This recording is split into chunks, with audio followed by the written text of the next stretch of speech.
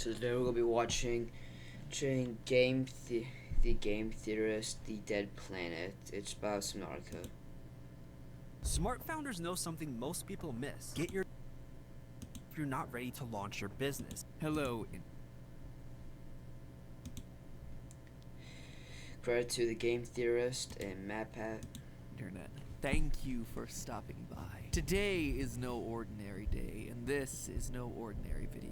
Because today, we're going to help save the planet! Sorry, was that intro too creepy? I planned these scripts way in advance, and so my brain was still in Halloween mode when I wrote it. Anyway, 2 years ago, my good friends Mr. Beast and Mark Rober, you might have heard of them, they're kind of popular on the internet, had massive success with a charitable movement called Team Trees, raising $20 million to plant 20 million trees, and now they're at it again. This time, their goal is to raise $30 million to remove 30 million pounds of plastic and trash from the ocean. According to National Geographic, there are 548 million pounds of trash in the ocean, including a 1.6 million square kilometer trash island just sitting out right in the middle of the Pacific Ocean. I think it goes without saying, that's kind of a problem. And the thing is, that problem isn't going away or getting any better. Plastics take a long time to degrade, 450 years. And I thought it was gonna be about Subnautica. I didn't know about saving the planet.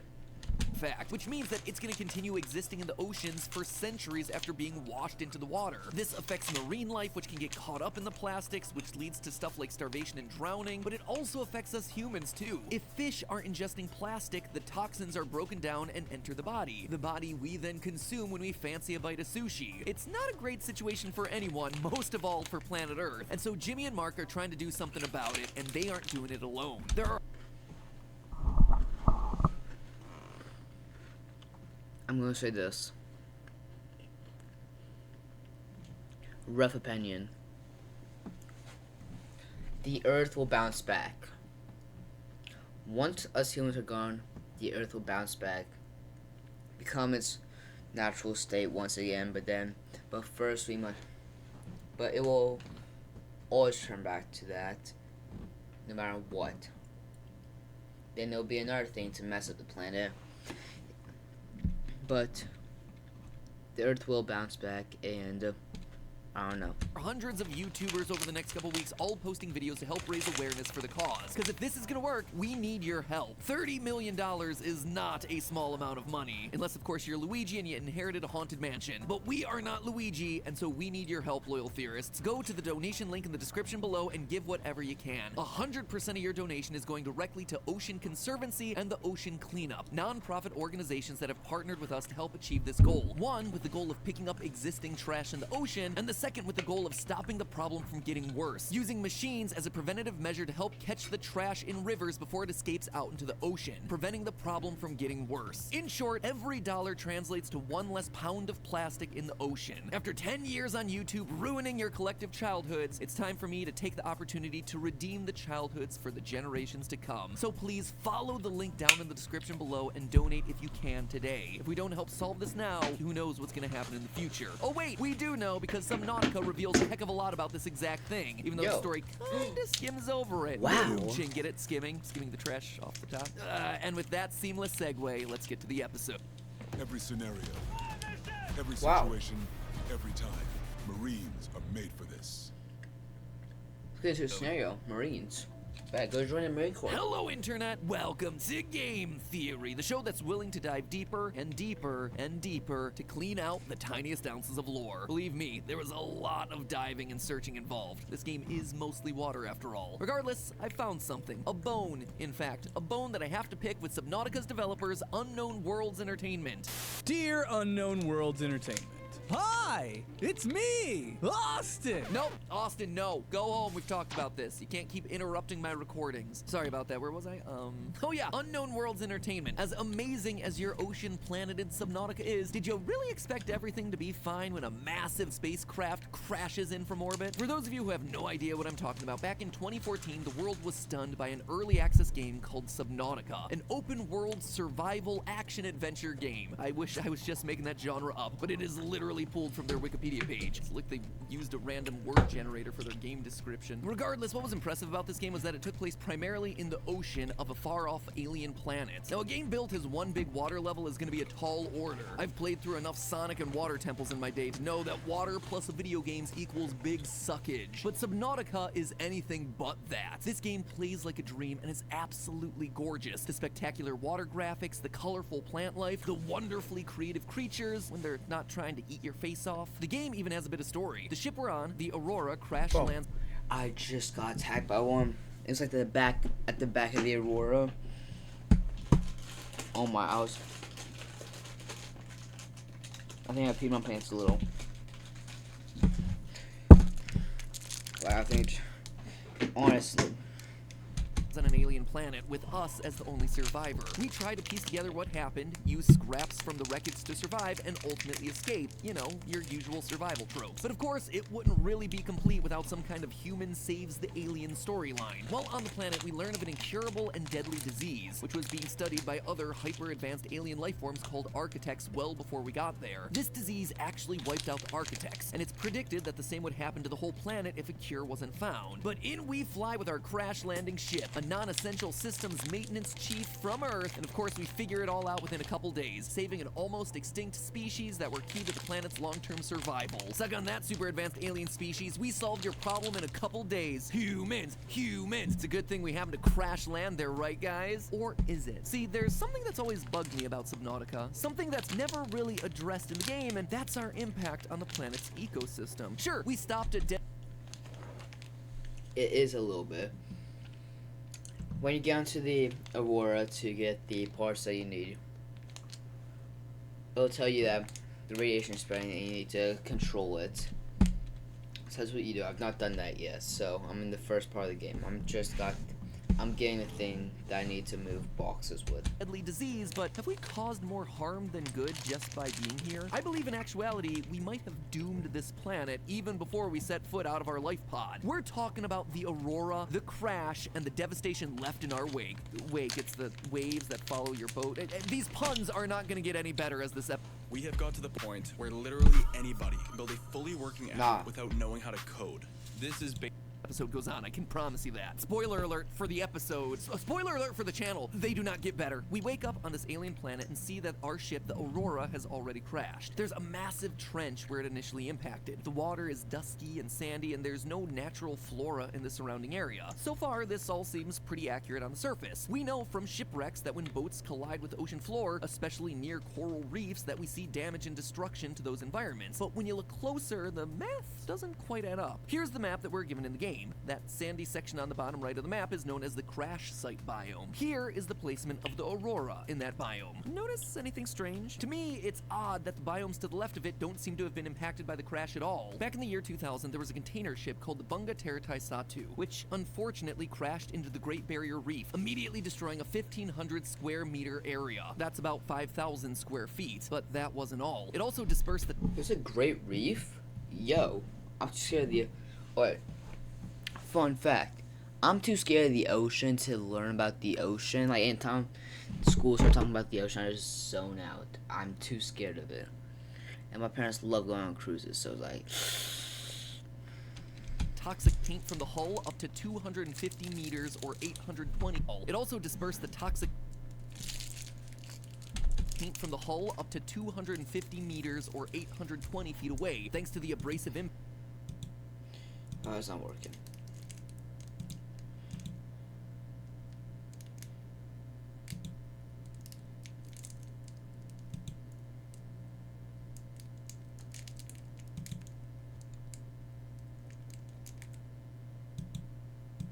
Packed with the sandy seafloor. The Bunga Teratai Satu is only 184 meters or 600 feet in length, but the Aurora spaceship in the game is 1,280 meters or 4,200 feet long, nearly 10 times the size. Based on that factor alone, we would estimate that the initial damage would have a radius of 10.5 square kilometers or 6.5 square miles, which is not the kind of damage that we're seeing on this map. This kind of damage would occur to the Aurora's left, right, and front. That's basically the entire map of the game totally destroyed by just the impact alone. That's not all the negative impact that our crashing spaceship would have caused either. With that amount of Earth being dug up and water being shifted, it's likely that it would have caused a tsunami. Tsunamis are a series of large waves caused by a big displacement of water, leading to what appears to be rapidly rising tides rather than traditional waves. Tsunamis are usually caused by things like earthquakes or volcanoes, but sometimes they can be caused by underwater detonations, things that are man-made. And a ship of this size crashing at high speed from space, yeah, I think that's got a real possibility of having a similar effect. Or, if not that, then definitely the explosion that comes later. A tsunami would obviously be devastating to any civilizations on land, but we don't have any of that in Subnautica, so what do tsunamis do to ocean life?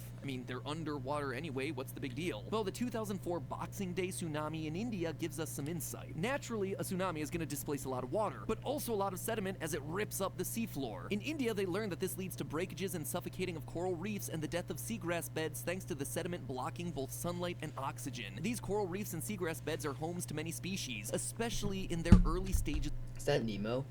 Yo. Is that Nemo? I was about to be like, yo, there's Radley. A Finding Nemo character in there. Of life. With these suddenly gone, marine life finds it harder to survive. Plus, the tsunami itself will flush algae and bacteria into neighboring ecosystems. Ecosystems which maybe aren't adapted to deal with this new invasive species. For a really wacky example of it, check out this concrete block. It was transported by a tsunami in 2011 from Japan all the way over to the Oregon coastline. When studying that block, researchers found that the algae and microorganisms had survived the trip, allowing them to establish new communities in Oregon's coastline and disrupt the natural balance that existed there. And all of this is just talking about the initial impact. It gets way worse from here. I mentioned earlier how in order to survive, we have to scavenge around for materials. Around the crash site of the Aurora, we find some very useful supplies. There's lots of scrap metal that's broken off from the ship upon impact, but there's also things like batteries, as well as food and water floating around. And while all that garbage floating around is going to be good for us in our survival, it's not going to be so good for our ocean planet's survival. Batteries and e-waste in general are unfortunately pretty common sights in ocean cleanup. In 2019, 53.6 million tons of e-waste was collected worldwide, and only 17.4% of it was recycled. That leaves 82.6% of it being disposed of by dismantling, incineration, or being dumped in the ocean. As batteries degrade, they release toxic chemicals. This can be because of their use of cadmium, nickel, and lead, all of which leach into the ocean over time and lead to fish absorbing these toxic chemicals as they try to get oxygen out of the water. Now, in the game, batteries don't use lead or nickel, hooray! But the good news doesn't last because the batteries use copper, yet another heavy metal and likewise toxic if ingested. Swing and a miss there, Unknown Worlds Entertainment. We have a similar issue with the food and water supplies that we find. The food and water itself aren't really the big deal here, it's their containers that are causing the problem. Stuff like water bottles. In 2017, the Ocean Conservancy did an international coastal cleanup. Of the 20,834,689 items that they collected, plastic bottles came in as the third most common source of trash. 1.5 million collected, with plastic bottle caps coming in at number 4, 1.1 million. Wait a second. CJ, do you use your big brain? How are there less bottle caps than there are bottles if bottles and bottle caps come together? Collected. And that's just the bottles. Other plastics like bags, straws, food containers, lids, all of them took up spots 5 through 9 on the 10 most common trash pieces collected. Plastic is the most common thing that you'll find in your ocean trash. Americans alone throw away because it doesn't degrade 35 billion empty water bottles every year. And that's Americans alone, and that's also not including soda bottles, which is crazy. That's just a heck of a lot of plastic. And when it doesn't end up being collected by 700,000 volunteers, it ends up forming what's known as garbage patches. There's actually one of these off the west coast of the US. A plastic bottle discarded from California takes the California Current south toward Mexico. There, it may catch the North Equatorial Current, which crosses the vast Pacific and ends up settling into one of these vast garbage patches, which could mean traveling over 5,000 miles. These plastics prove ridiculously harmful for sea life. Turtles mistake the plastic bags for jellyfish, albatrosses mistake plastic pellets for fish eggs, and we've all seen those pictures of seals getting caught up in abandoned fishing nets. All of these end in starvation, ruptured organs, or drowning for innocent sea life. And it doesn't end there either. Thanks to the ocean currents, it gets... I feel, no hate against people who try to save the ocean, but they're always like innocent, helpless, like trying to get you to be like, oh, because they know humans us humans being the absolute masters of survival, we don't care about anything else's survival. We just care about our survival. So to make it seem like it's, and we want to help because we feel guilt, but like they're broken up exploiting into tiny pieces, which start affecting the plankton and algae by blocking out large patches of sunlight, which means they can't photosynthesize. This means a decrease in population, which in turn decreases the population of everything up the food chain, all the way up to sharks and whales. It is like one massive, awful set of dominoes. All of this is to say that having plastic water bottles spread all across the crash zone is going to have some dire consequences for the local flora and fauna. Alright, one thing that he's getting wrong. The entire planet. What? It's the entire planet. A few thousand, maybe million, one time on a ship hitting a planet. Not that bad. It's the entire planet. Eventually it'll bring it down. And plus, maybe less than that. That might be metal. I don't know. Who knows? But we gotta think big picture here, MatPat. Whole planet. We have the whole planet to work with. Not just the map. If our planet is anything to go by. Because here's the thing, friends, the Aurora crash has released a ton of garbage into the ocean. The Aurora was sent to build a phase gate on the other side of the galaxy, a construction plan that according to the ship's status log will take 3 years. And according to that same log, there were 157 people on board the ship. With that amount of crew, you're gonna need a lot of supplies. How much? Well, we can figure it out using the International Space Station as a guide. Rehydrated food eaten in space initially comes dehydrated, if that wasn't obvious. And those dehydrated foods need to be contained in order to keep them safe for consumption. Typically, food on the International Space Station weighs in with 0.27 pounds or 0.12 kilograms of packaging weight. We know the Aurora's project time, we know how many people were on board, so let's do some quick calculations. We'll assume a standard 3 meals per day per passenger, so that gives us 127.17 pounds or 57 kilograms per day in packaging waste. Then we have to multiply that by the amount of days in a year, 365, and then multiply that by the 3 years of the mission, giving us a grand total of 139,251 pounds of trash. 63,000 kilograms of packaging just released out into this ocean planet overnight. And that's not even considering anything else like parts of the ship floating around, other storage containers, things like that. Referring back to that 2017 coastal cleanup, food packaging tends to get caught up in ocean currents, moving them up to 5,000 miles away, which when the map that It spreads out through the entire planet, okay? That's not that bad thinking. If it's a big planet, amazing.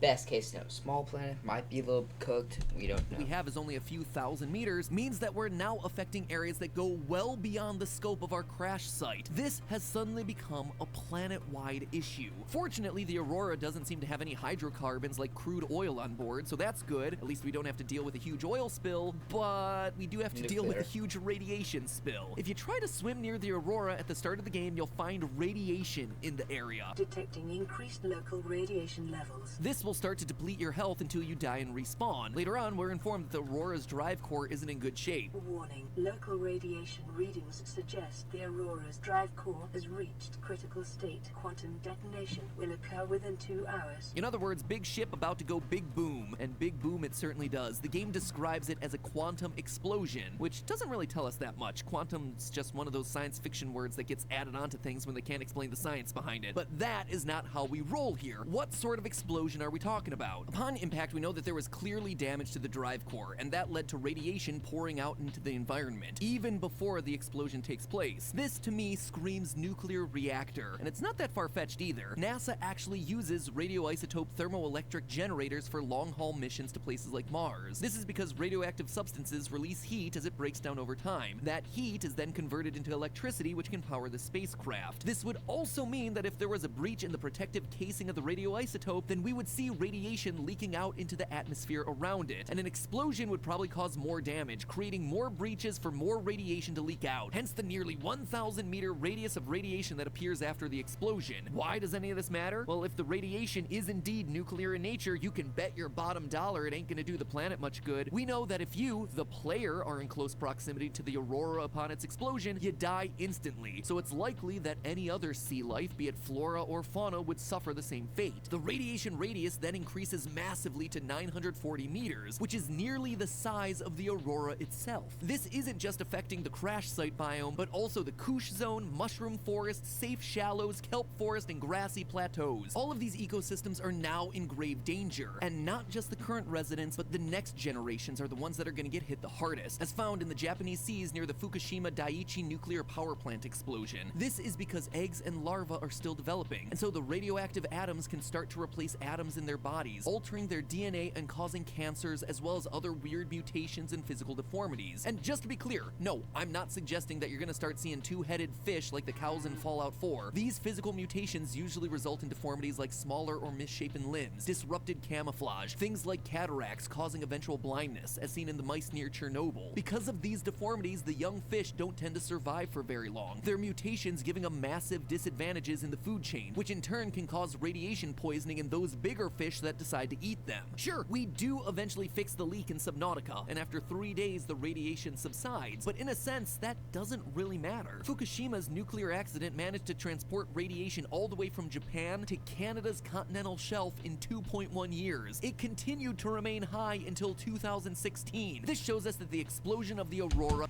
Jeez. Yeah, nuclear power stays powerful for a very long time. ...is going to have potentially global effects for the... But, on that note, I'm not saying nuclear power is good or bad. I'm just saying that with a little green rock, we can power a city. But we don't do that because some people are dumb and bad at math.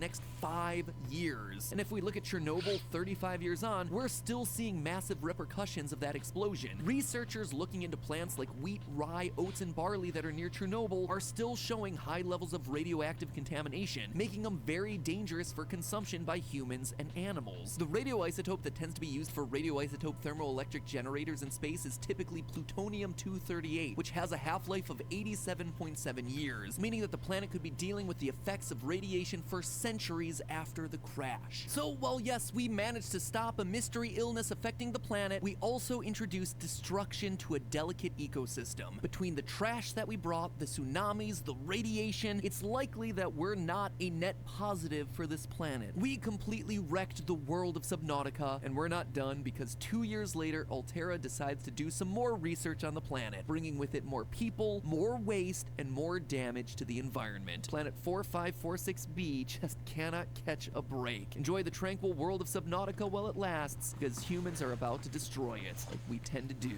But hey, just because we're doing it to Subnautica's world doesn't mean that our... Great watch, great watch. Let's